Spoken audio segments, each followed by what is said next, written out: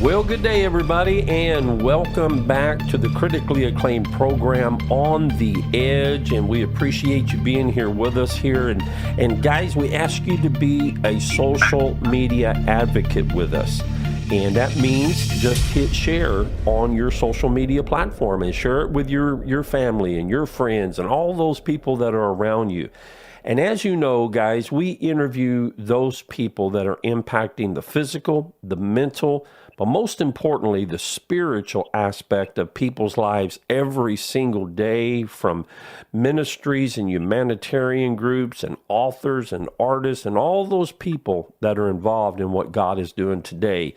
And today it's my honor. I'm going to be speaking with James Lual Atak from South Sudan. He's the indigenous director from South Sudan, and he's working with Lift Up the Vulnerable. You guys might remember when I interviewed Audrey here before, and we talked about Lift Up the Vulnerable and the different groups that they work with in these areas to help for those people that are boots on the ground every single day. And that's what James does. And today he's going to share with us his story, his vision and ministry that God's given him to work in the South Sudan area. So, James, how are you today, my friend? I'm doing very well, sir. Well, it's good to have you. And I know you're in the U.S. right now. You're stateside. So tell us a little bit about that first, about what you've been doing here and why, who you've been speaking to and what that looks like. Yeah, I came here actually a couple of days, 1 week ago, actually. And I was brought here by Lift Up the Vulnerables, the organization we are working with in South Sudan and in Sudan. And also with the organization called Tenebam, which actually gave me an award here last year in New York. And that's the reason I came here, to meet with the people and share what is happening on the ground and how much need actually is needed on the ground, and how much the people who have been given their little share from their family, from their faith of their heart, to the works we have been doing for many decades, many years, for the suffering and less vulnerable children, women who are actually been victimized in so many reasons, and they have no anywhere to turn to unless the God people who have opened up their heart to share with us all these many years. That's the reason I came here, also to share and say thank you for all this work they have been doing for us. Wow. Well, you guys have been doing a great work, and we support what you're doing and support what Lift Up the Vulnerable is doing, and we make it a part of prayer and even financially because of the work that is being done there. But let's back up just a little bit, James, and let's go to your childhood. Let's, because this really has a great foundational story to it as to your life and being raised there in the South Sudan area. And now you want to give back, and you're doing that. But tell us the story of how this all began with you and the things that you saw as a child and what has moved you to where you are today. Yeah, actually, thank you for that. Allowed me to share my stories with the people who are listening. I really appreciate them, and I really appreciate your program. And actually, I was one of the lost boys who went to Ethiopia, where we were displaced by the Muslim group, which actually from Sudan were sponsored by Sudanese government to invade the land of South Sudan, between the South Sudan and Darfur and Sudan, the northern Sudan. And that's my village. That's where I come from. And actually what happened in many years ago, 1987, I was very small, less than 9 years old, and our village was attacked, and we ran randomly, and we didn't know what was called Lost Boys. I was crying all the way. And from there, one of my cousins started carrying me. He came from nowhere, I didn't know. And the SPLA group, the one who were fighting the Sudan government, because of the marginalization that has been done to South Sudanese, and also there's no development has been done for South Sudanese for many years, and slavery has been going on in our area for South Sudanese, and they came with the Khartoum government sent the military and the militias they have armed to burn down the houses, to take children for slavery, to take the girls and young women for the sex slave. Lord. And, we ran randomly. And from there, we were organized by the SPLA group, which actually the army liberations fighting with the Sudan government. And because of that, they were not proper in arm, and they were not proper equipped, and they are not proper trained. So they ran also with their gun because they did not have enough ammunition. And from there, when we ran to the bush and we were moving around in the bush with so many children and some women, they start mobilizing us, and they put us in a huge group, and they start moving to different direction. I didn't know where we were moving, but from that time, when we reached to Ethiopia after 3 months work, day and night, that's the time we realized we came to Ethiopia. And I was very small, less than 9 years old. My cousin used to carry me on his shoulder. And from the time we were in Ethiopia, we were also having another problem. We got the war. After a couple of years, we came back to South Sudan. Our group actually was moved to Kakuma refugees camp, border of South Sudan and Kenya. And from there, the Bush administration, came up with with a name called Lost Boys of South Sudan and the girls to be given an opportunity to come to United States. And from there, my name was there, and I was actually one of the boys fell the victim. I was snatched out by the SPLA groups who were fighting, and they took me to the war. I became a child soldier, and I was crying. I was carrying the gun like baby, and I didn't know what we were fighting for. And from there, the General John Garang removed me and said the small children should not be in the war, and they should be given opportunity because these are the future of South Sudan and Sudan we are fighting for. And from the time we were removed, we were mobilized all from the military, and we were returned back to its headquarters. The school was open for us under tree.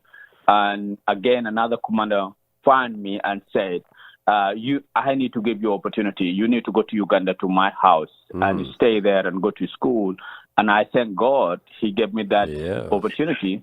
I came to Uganda. And from the time the refugees, South Sudanese Lost Boys were given resettlement, I headed from Uganda. I was in Uganda.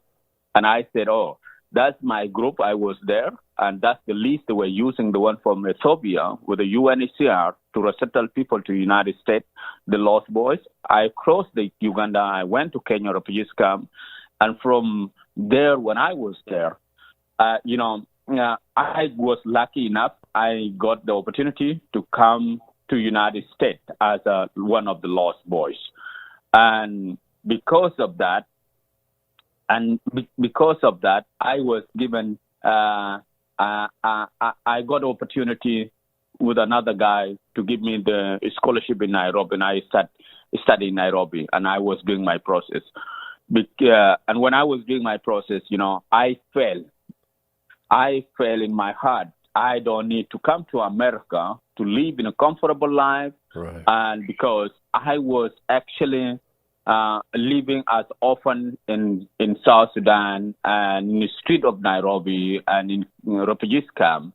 And this person helped me. So I said, I better to do something than going to United States. And after I resettled all my documents of coming, and my flight was a week time. So I said, I went back to the guys, to UNHCR, and I said, I'm giving up my process, and I need to leave, not to go to America. I don't want to go to America. I feel God is calling me. God is sending me back to my people. And I was 22 years old. God is sending me back to my people, and I don't need to go back. I don't need to go to United States. Here, the tickets for tomorrow, for next week flight, for a couple of days flight to United States, I better to go back to South Sudan. And the guy said, I've never had these kind of things. I worked all over the world with refugees, resettling them in America and in other countries like Canada and Australia. And this is very strange. I said, this is what I want, because I feel God is calling me back for my people and start the orphanage. And I left the gate and I went back to South Sudan. And I started the orphanage center under tree by myself. And I put the classes, 51 each in each class, 153 children. Wow. And from there, I was struggling. I didn't know where the help will come from. I didn't know anyone will turn up. I didn't know even that there will be American people I'll be talking to, and they will give their hand and support to care for the children I was caring for. And the tree, we were rain on every day when it's raining, and then I keep going on. I have no even textbooks, no even single textbooks, no even pencil, nothing, no blackboards. But I was singing. Yes, from that time, I didn't know anybody will come and help me, but at least I was praying and I was asking God to have mercy on suffering people and see the dreams I have come with no fun, with no anyone to stand with me. But here, after a couple of 2 years, American organization, the team ups, the couple of American organizations, they team up and they start touring inside South Sudan. They want to see the suffering on how the South Sudanese could be helped and how they are facing the problem in South Sudan and what kind of help do they need. And there was no many school. There was nothing. There's no even under school trees.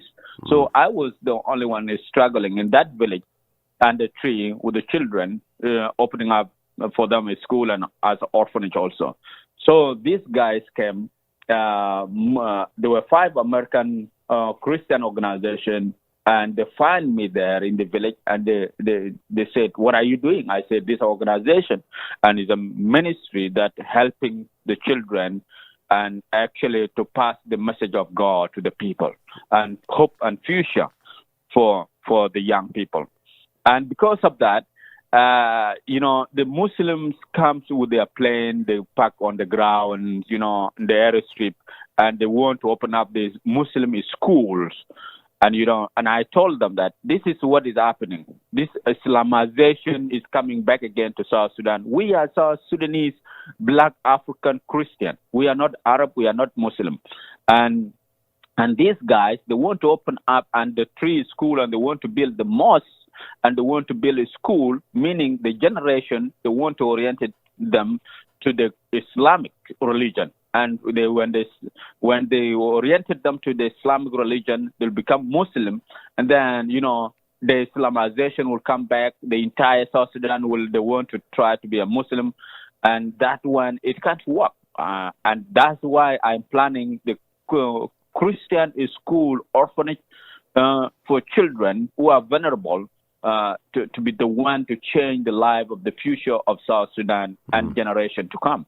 Amen. And they look at me and they said, "This is crazy. You are sitting here by yourself under the tree and you're teaching the children. You have no books. You have nobody supporting you. You have no money, and you're saying you're building the future Christian generation in South Sudan."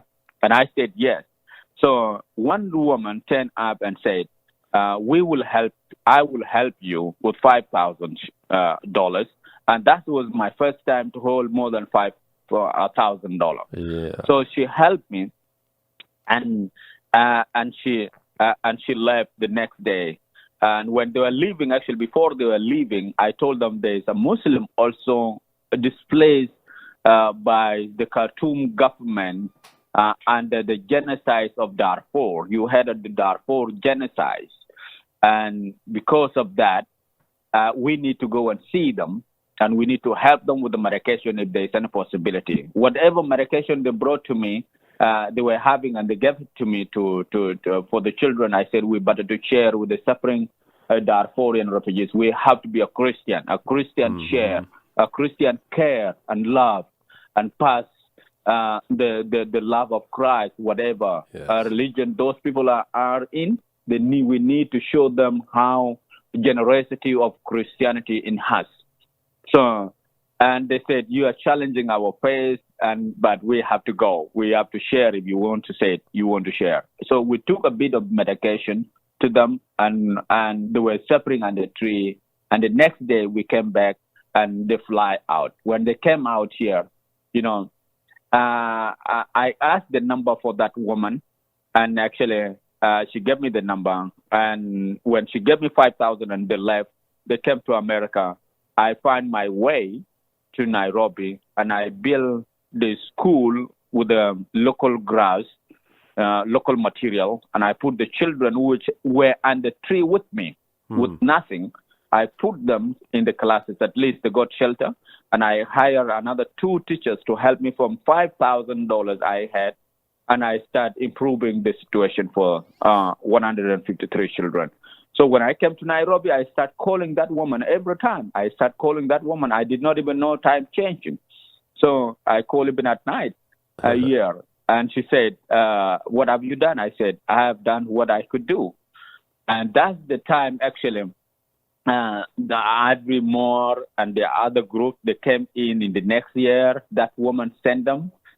She called Kimberly Smith, sent them to the on the ground. And they start helping me, and we start building the dormitories.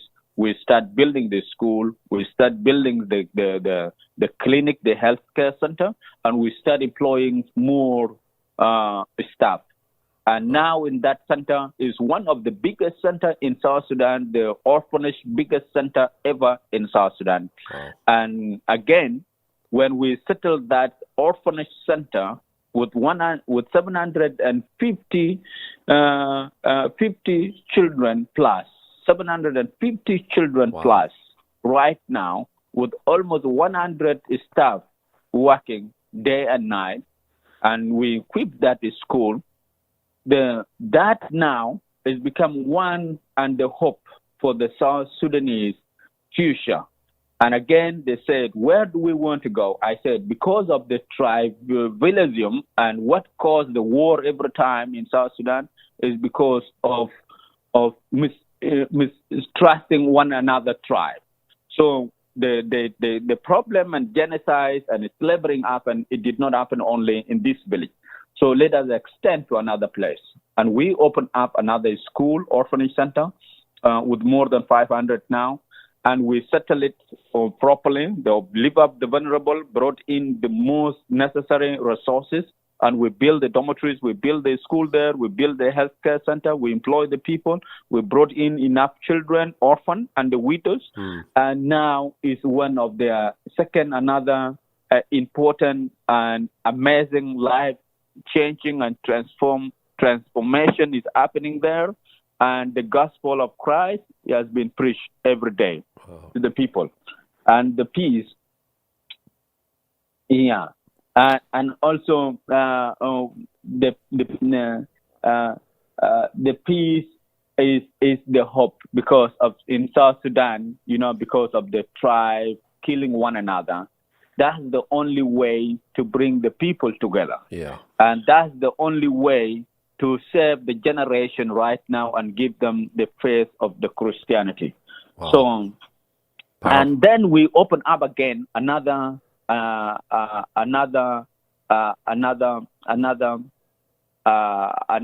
center. So, and because of that, then Live Up the Vulnerable brought in another resources, and we opened the third center. And third center is hosting almost the same number of the children and widows and employees.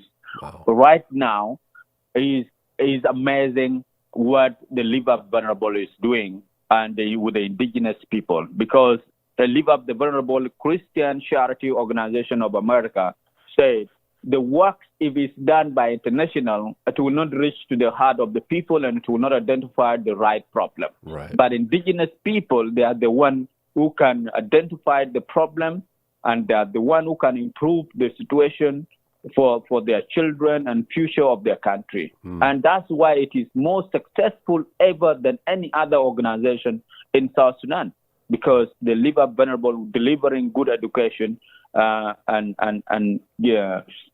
giving good health care, training women to be self-reliant, the widows women. And in that one, it required a lot of resources, to be very honest with you. With that kind of caring of many children, over 1,500 children in the centers, is amazing. So, to me, I see God, He has called me for the people, yes, for His work to be done. Not about me, not about who we are, but it's about the faith that God He has called us for, and to see the life saved and His gospel being preached. And every center we have, we have church. We build the church within the compound, right, and many people, and we pass, and our children also.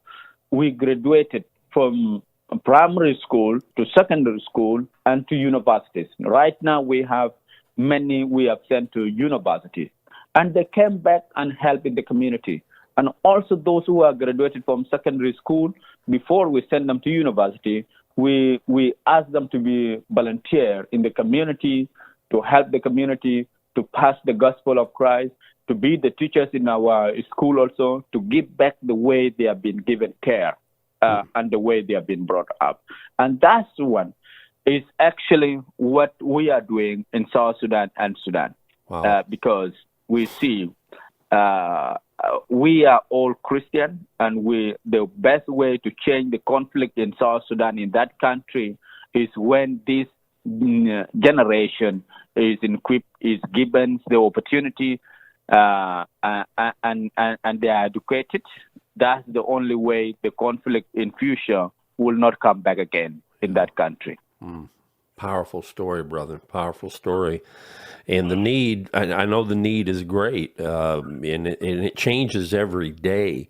I can just imagine from the things I know and the challenges that you're facing. And guys, you hear this, but I think you're just getting the tip of the iceberg of the things that really happen there on a daily basis, and not knowing when certain groups or those that might want to do harm can actually come in to these villages and cities and begin shooting and bombing and just doing all kinds of things, and taking children and killing parents and making these boys soldiers. And I mean, it just goes on and on. So day to day things can change. And if you're interested in helping James and lift up the vulnerable, I want to direct you over to their website, and it's just like it says, liftupthevulnerable.org.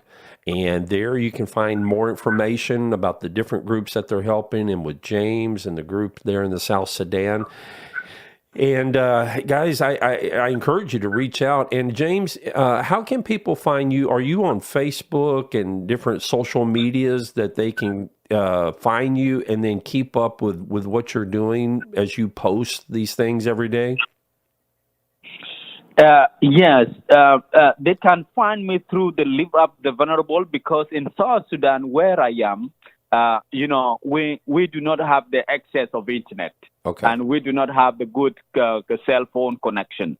It's through the Live Up the Vulnerable, because Live Up the Vulnerable is the organization we are relying on. Right. It's the one mobilizing all resources we need, and they bring them on the ground for us to continue the work and caring for the children.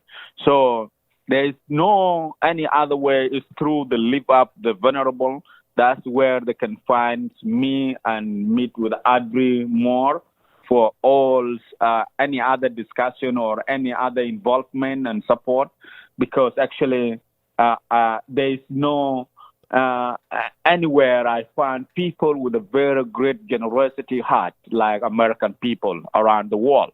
Then they really care, and they are really very good Christian, that they want to see the word of the Christianity and the future of other vulnerable people. It is changed for their own good in future. So I really appreciate everyone. I really thank you and your program, and all the people who will hear this program. they can reach out to Audrey Moore on the liveupthevulnerable.org. That's the only way they can connect with me. Okay. And that's the only way they can, if they want to partner and they want to support us to make these amazing things happen, that's the only ways they can get through. Okay. Well, guys, like I said, we interviewed Audrey Moore about Lift Up the Vulnerable before. She's a great contact there, a great person that will keep you updated. But you can make a difference in South Sudan now for these children, for the widows, for the whole society.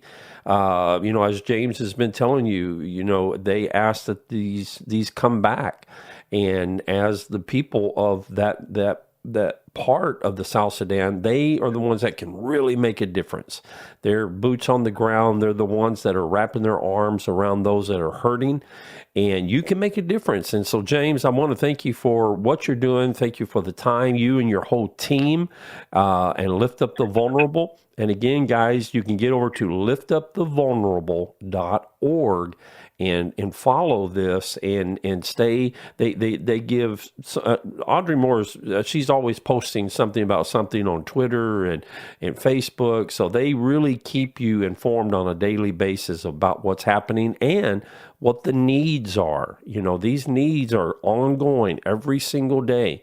And we need to get involved. We need to get involved. We need to be praying for this group. We need to be supporting this group.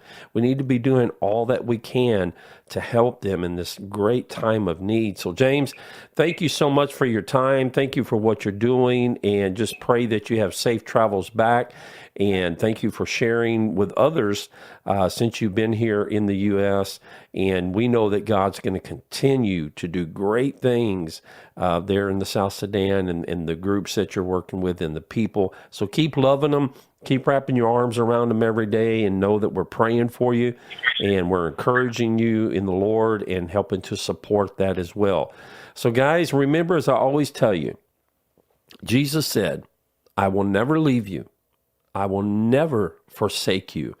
And he will not leave or forsake these children and these widows and the people of the South Sudan and James and the Lift Up the Vulnerable organization. He is not going to walk away. He is not going to leave them vulnerable as they are without any kind of help. That's not the heart of God. The heart of God is to give. He says, I so loved the world that I gave my only son for you. So, guys, we love you. We appreciate you. Again, get over to liftupthevulnerable.org and see what you can do to help. We love you all.